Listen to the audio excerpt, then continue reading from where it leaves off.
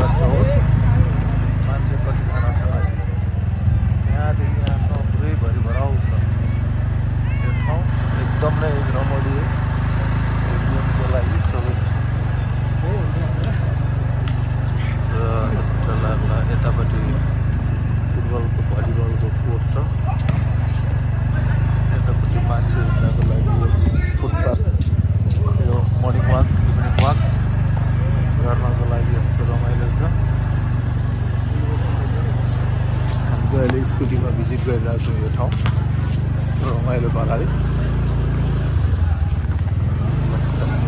यता यस्तो दामी छ है मान्छे त कति छ कति छ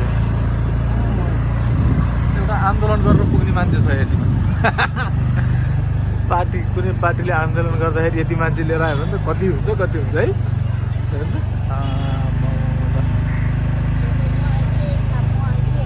सरी मान्छे छ ल है तपाईँहरू पनि एकदम चिल हुन चाहनुहुन्छ भने उब्राचौर आउन सक्नुहुन्छ धन्यवाद।